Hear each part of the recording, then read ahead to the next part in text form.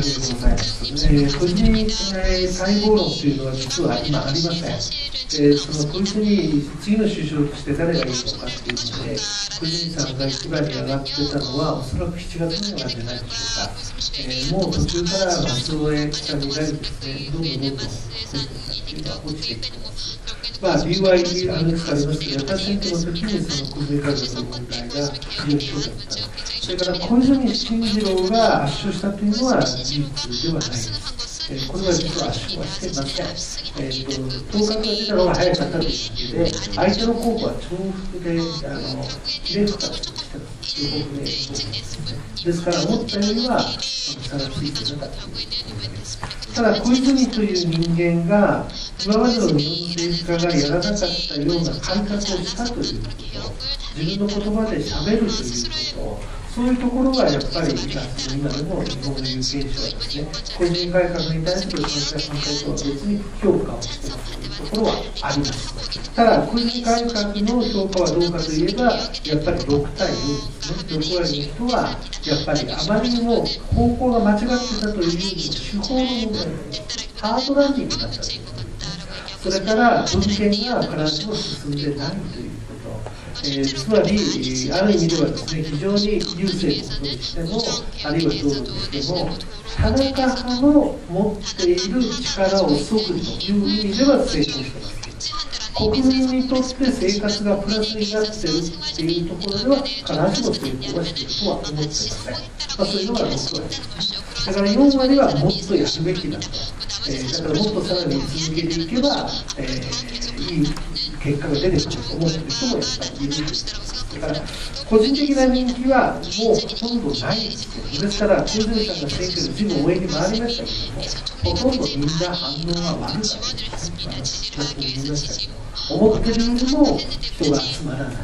あるいは同じですね、連携でもやっぱりもう過去の人というイメージで今は見られていると思います。南野もそうですが、なぜ社民党がもっと取れない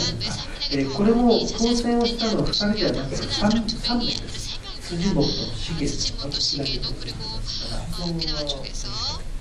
はい。そうですね。はい。で、これは当然で、93年の政権交代の後、さらに村山政権を作りました。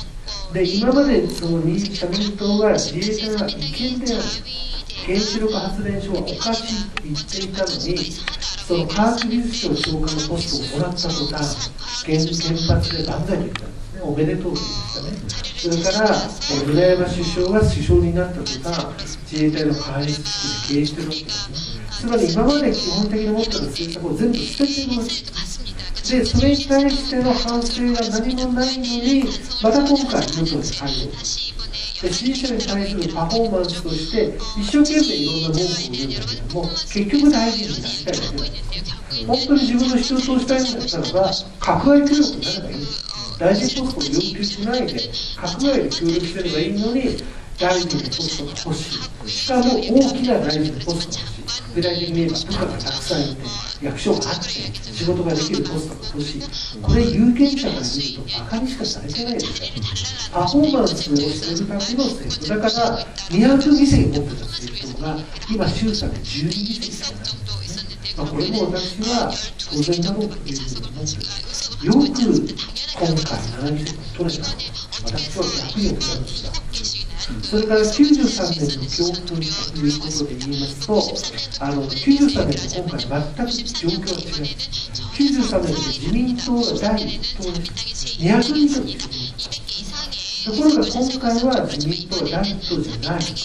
かもその93年は衆議院で連立を組まなければいけなかったけど、今回は組む必要がない。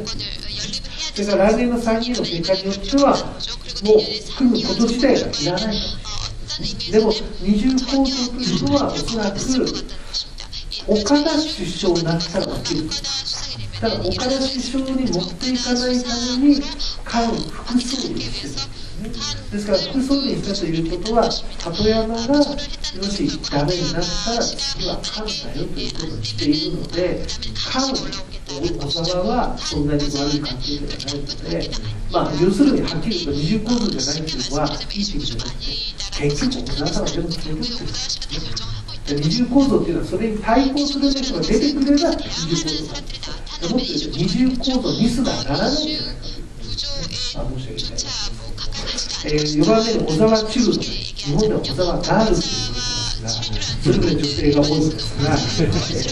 これはですね、大して政策を持っているとはそっちの言うとあまり思ってません。やっぱりこれは兵隊の情報の困なんですね。政策はそうか考える。あとは票を集めれるような人を持ってきていると思いますが、これはですね、金チャンス先生のご質問とも関係するんですが、思う通りいかなかったら小沢が出るんじゃないかということはですね、これ多分プロの見方なんですね。で、ちょっと有権者から見ると違うんじゃないかといういくつか理由がありまして、一つはですね、まず出る必要があるかどうかですね。これは要するに小沢さんが切れるとしたら社民党と副省です。でももし来年の参議院で民主党が単独過半数を取ったらどうですか。もういらないんですね、社民党。あるいは単独でなくても民主党と国民新党で過半数を取れたらいらないんですね。だから逆に言うと、小沢民主党、あえて例えば民主党と言いませんが、小沢民主党は3つ選択肢を持っているんです。1つは社民党と組む、2番目は公明党と組む、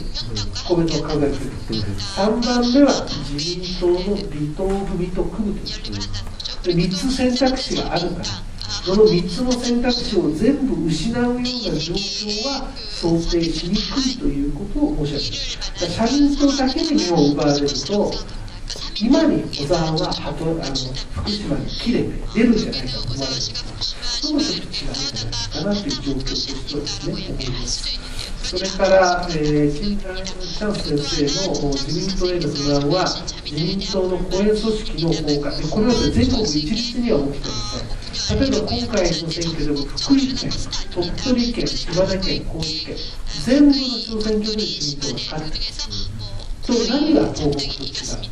自民党の組織が崩壊してないんですね。地元の経済界と農政と一緒なんです。ところが茨城は医師会が離れちゃうんですね。それから東北はかなり農政連が離れています。そういうふうに自民党を支えてきた経済界、それから農政、医師会、郵政も離れてますから、その3つとも維持できているところは大丈夫ですが、離れているところが小沢さんが非常にうまいんです。その票を取れるような候補者を連れてくる。だから例えば農政が離れたら農政票を取れるような候補者を立ててくる。それから、経済界が離れたら経済界がの票を取れるような候補を立ててくる。で次の小沢さんのポイントは来年の参議院ですが、同時に知事選を全部考える。で知事を全部取ろうとする。でこれはある意味踏み絵を踏ませて小沢民主党ということを聞けば候補になる。しかし言うことを聞かなければ保守系の人間を連れてきて自民党票を取れるような候補を立てようとする。具体的に言いますと、来年4月に長崎の県知事選がありますが、すでに保守的な、人を、今、候補として出てきているんですけれども、二大政党制